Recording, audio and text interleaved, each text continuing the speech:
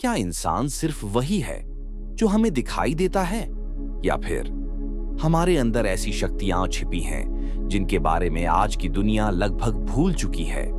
पुराने योगियों के बारे में कहा जाता था कि वो बिना खाए कई दिनों तक जीवित रह सकते थे, दूर की चीजें महसूस कर लेते थे और अपने मन पर इतना नियंत्रण पा लेते थे जो आज के इंसान के लिए लगभग असंभव लगता है। लेकिन सवाल ये है, क्या ये सिर्फ कहानियां हैं या सच में इंसान सिद्धियां प्राप्त कर सकता है? नमस्कार, आप देख रहे हैं शिव तत्व। आज हम बात करेंगे उन रहस्यमयी शक्तियों की जिन्हें योग और अध्यात्म में सिद्धियां कहा गया है। लेकिन इस वीडियो में हम अंधविश्वास नहीं, बल्कि उन बातों को समझने की कोशिश करेंगे जो हजारों सालों से योगियों और साधकों द्वारा कही जाती रही हैं। पार्ट 1, सिद्धियां क्या होती हैं?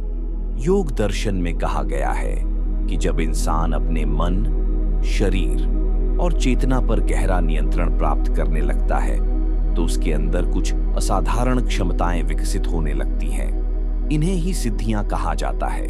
कुछ ग्रंथों में दावा किया गया है कि साधक दूसरों के विचार महसूस कर सकता है, शरीर की पीड़ा को नियंत्रित कर सकता है, लंबे समय तक बिना थके ध्यान में रह सकता है और अपनी चेतना को सामान्य इंसान से कहीं अधिक गहराई तक ले जा सकता है। लेकिन ध्यान देने वाली बात यह है कि असली योगियों ने सिद्धियों को कभी अंतिम लक्ष्य नहीं माना। पार्ट 2, क्या यह सच हो सकता है? अब सवाल आता है, क्या सच में ऐसा संभव है? देखिए, आज साइंस भी मानती है कि इंसान अपने दिमाग की पूरी क्षमता का उपयोग नहीं करता। मेडिटेशन पर हुई कई स्टडीज में पाया गया कि लगातार ध्यान करने से दिमाग की स्ट्रक्चर बदल सकती है, फोकस बढ़ सकता है, इमोशंस कंट्रोल हो सकते हैं और पेन टॉलरेंस भी बढ़ सकता है। यानी मन पर नियंत्रण सच में इंसान को बदल सकता है। अब सोचिए, अगर कोई व्यक्ति वर्षों तक गहरी साधना करे तो क्या उसके अंदर कुछ असाधारण बदलाव आ सकते हैं? शायद यही कारण है कि प्राचीन योगियों के बारे में इतनी रहस्यमयी बातें कही जाती थीं।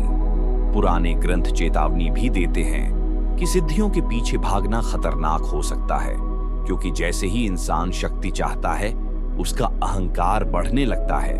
और अध्यात्म कहता है कि जिस दिन अहंकार बढ़ा उसी दिन इंसान अंदर से गिरने लगता है। इसीलिए कई योगी सिद्धियों को डिस्ट्रैक्शन मानते थे, क्योंकि उनका असली लक्ष्य शक्ति नहीं बल्कि चेतना को समझना था।